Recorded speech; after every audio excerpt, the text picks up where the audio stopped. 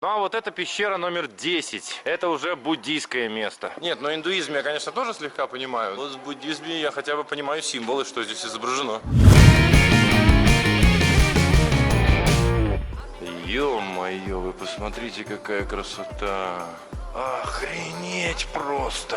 Здесь, кстати, очень приятно и прохладно. Видите вон то окно, вот там вот сверху? Вечером сюда заходящее солнце бросает лучи, которые попадают ровно на Будду. Смотрите, дядечка отражатель взял, показывает, как солнце работает на закате или там на восходе, я не помню. Ровненько прям на Будду падает. Вот такой свет получается, очень здорово. Выяснилась одна интересная подробность. Не просто так этот дядя показывал отражение. В те времена же не было света, поэтому именно таким образом и освещали, собственно, внутреннее помещение. Вот те монахи или кто здесь был, кто проводил все эти мероприятия, именно выставляли некие такие подобия отражателей, и свет попадал сюда вовнутрь. Впервые, как говорят, начали использовать вот именно освещение с помощью отраженного света именно здесь. Ага. Акустика хорошая.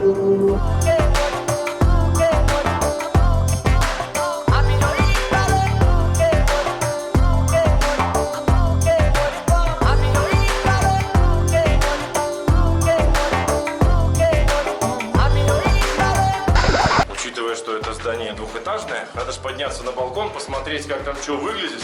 И виды, говорят, оттуда прекрасные. Маленькие комнаты для медитации. Здесь ничего не видно. Слушайте, отличное место вообще, я считаю.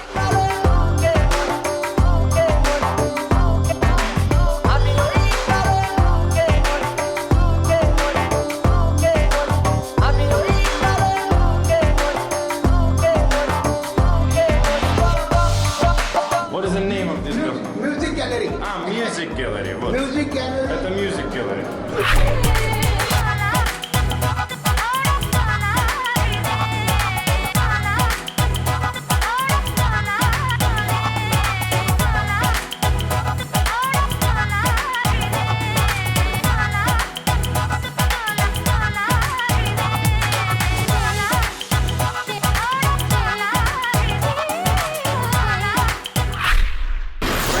Мимо уже по дороге домой мы заметили одну интересную лужу и такую умиротворенную, особую атмосферу именно местной индийской жизни. Вот эта лужа, дети какие-то, люди и девушки в ней стирают одежду. Здесь же купаются коровы.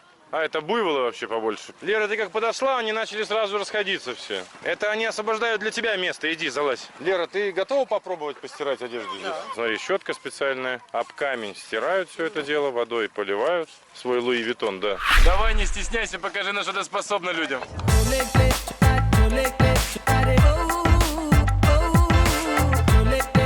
На этот камень положи, потом это самое. И щеткой тоже, да. О, да. Я больше никогда не буду жаловаться, что у меня дома нет стиральной машины. Потому что, да, каждый день так это тяжело. Я же ее стираю, подожди, я же уже раз взяла. А что, ты реально думаешь, ты сможешь? Сейчас все будет.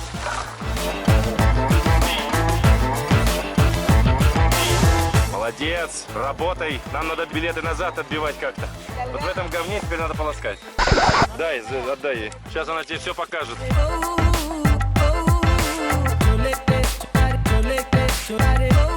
Слабо повторись. Я боялась ее, может, пачкой испортить, я не знаю. То есть она не по дну возит эти рубашки? Да, все, и сверху, да. И отдельно просто воротничок, щетка и другие места. Ну вот теперь дома будешь так же, получается. Да, ну если вдруг что, воды нет, там воды. Да. В озере постирали. Почему они здесь стирают? Потому что сейчас сухой сезон и воды действительно не хватает. Вот такие вот озера — это единственный способ как раз поиметь воды, то есть постирать или что-то с ней сделать. Буйволы тут же отдыхают. В общем, вот такой вот небольшой не то оазис, не то что. Это единственная возможность здесь. Но, как они говорят, через 2 месяца придут дожди, и все снова станет на свои места. Удивительно, кстати, мы тут попытались им деньги дать, когда уже начали уходить. Ну, просто за то, что мы пришли, отвлекли. Вот хоть они и бедные, представьте, деньги вот ни в какую не хотели брать. Вот мы с Лерой засовывали им деньги прям в руки практически. Нет, отказывались и все. Вот какая разница, между прочим, между людьми и попрошайками, которые там на улице где-то стоят, и вот просто бедными людьми здесь.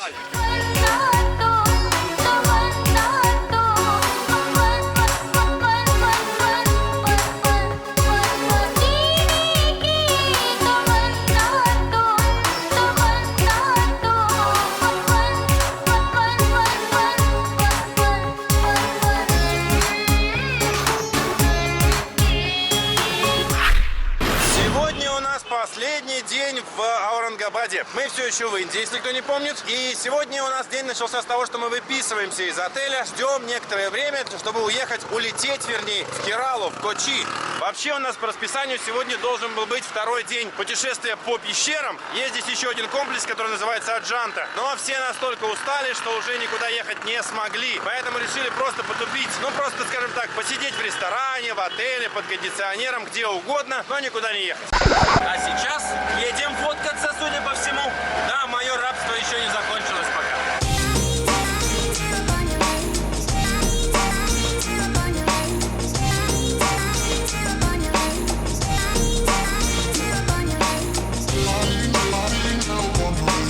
Мы, короче, приехали на заброшенный парк аттракционов. И сюда вроде бы как можно пройти. Здесь, конечно, решетки везде, но посмотрите, вот здесь вот можно пройти. Единственный вариант. Иди в белом, ты первая. Ты девушка, тебя не жалко. Охренеть просто.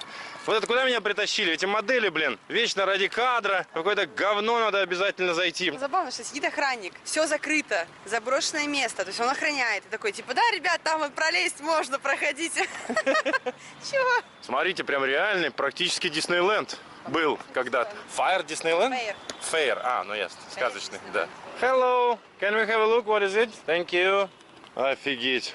Все заброшено. Но какие-то люди здесь все-таки ходят. Огонь вообще, огонь просто. Ну что, говори, где тебя фоткать, я не понимаю. Что делать-то? На колесо обозрения полезешь? В смысле, наверх прям полезешь? Прям полезу туда. А мне тебя снизу фоткать? Я не полезу с тобой наверх. Придумывай. Максик просто высоты боится.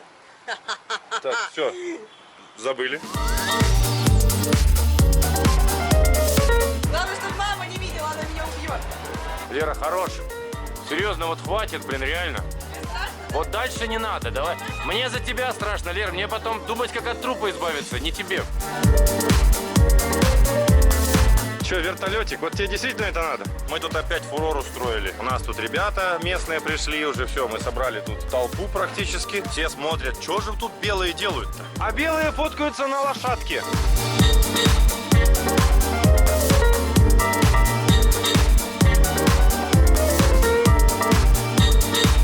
Оттуда лучше, да? Не, давай. Держу. Откуда? Оттуда. Понял, хорошо.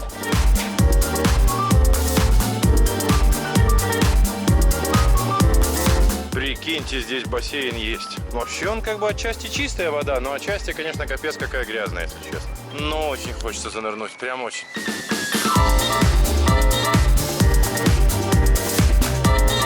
Мы закончили эту оригинальную фотосессию. Вы видите, в каком состоянии находится этот парк? Я когда вчера проезжала мимо, была уверена, что он заброшенный. Он работает, это рабочий парк, который открывается в 6 часов вечера. Просто то состояние каруселей, они не то, что у нас даже на свалке такого нет. Он работает действительно, потому что нам местные жители сказали, что, оказывается, он работает с 7 утра, там буквально с утра, и вечером с 6 вечера. То есть днем он просто не работает, потому что жара. Только вечером и утром.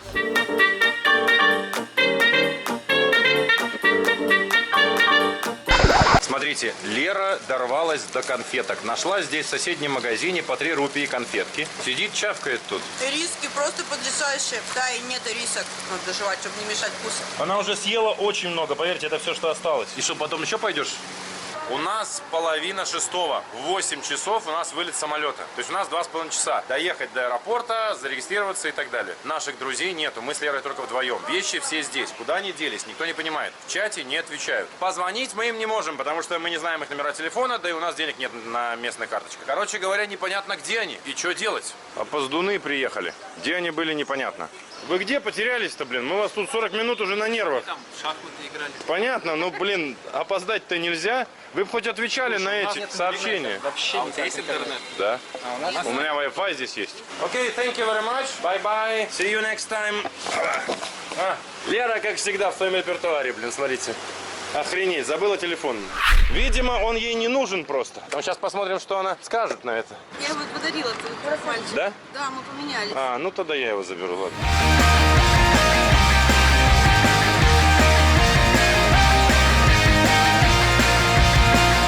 Ничто у нас не бывает без приключений. Приехали в аэропорт, и тут Ваня вспомнил, что в отеле отдал на стирку вещи. Развернулся и уехал обратно в отель. Мы не можем понять, что ж там за такие брендовые трусы, которые жалко было оставить. Но сейчас приедет, посмотрим. Вань, покажи, ради каких трусов мы ждали. Там половина вещей было. Самое печальное, их даже не постирали. Все зря. А мы думали, что там какие-то Дольче Габбаны, подарок от жены. Если ты их не привезешь, что капец. Ты сказал, что шорты сюда лучше не брать. Я взял одни единственные. И Они ты- там и были, понимаешь? Я мог без них остаться. Все как люди в шортах ездят. А я вон. Потому что друг сказал. Потому что гид сказал.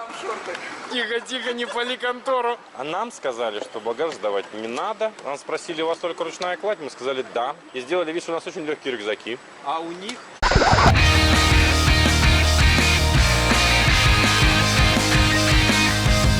И мы на этой колымаге, на этом унитазе полетим, блин. Не, нельзя так говорить про самолет. Ты хороший, ты самый красивый, ты самый большой в мире. Ты аэробус, настоящий большой аэробус. Чем хорошо в этом самолете, обратите внимание на крыло. Если возле него сидеть, то тень от солнца попадает. Очень даже удобно. И пропеллер будет видно в окошко. Не надо было сдавать чемодан, блядь, багаж.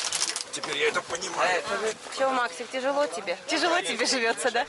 Сосалку? Мне? Ну давай пососать что-нибудь. Я вам скажу, самолет, конечно, ну совсем маленький. Во-первых, здесь, обратите внимание, мальчик сидит. Куда? Вот наши все ребята тоже, видите, потные сидят. Здесь очень жарко. Тут что-то со светом еще. Пристегнуться надо обязательно в этом самолете. Привязаться, полностью обложиться парашютами. Мы вам расскажем, как мы долетели, если долетим. У нас все будет хорошо. Дамы и господа, следующая остановка Хайдарабад.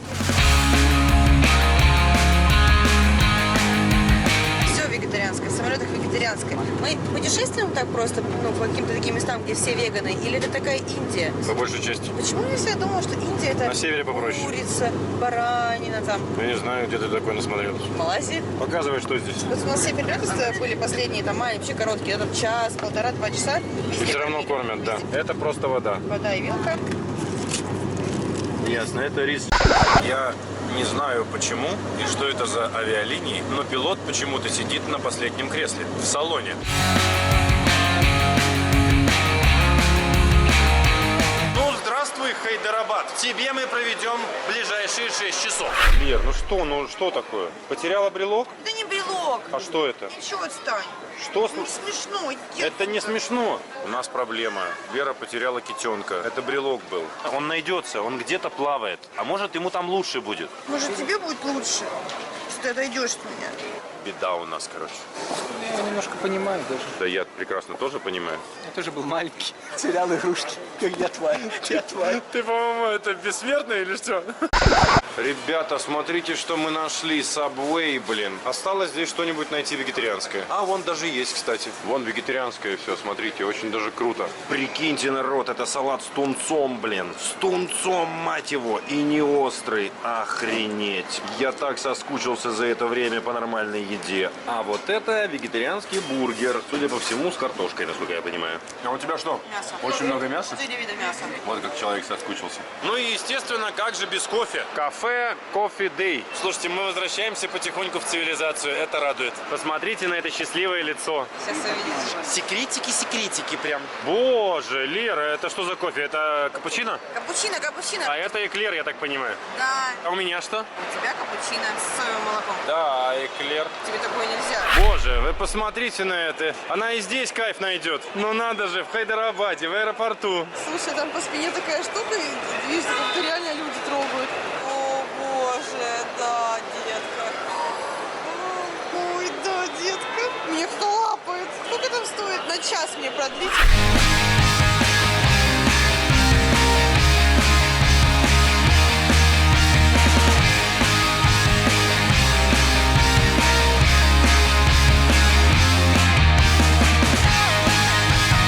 У нас 4 часа утра и очередной перелет из Хайдарабада в Кералу, город Качин.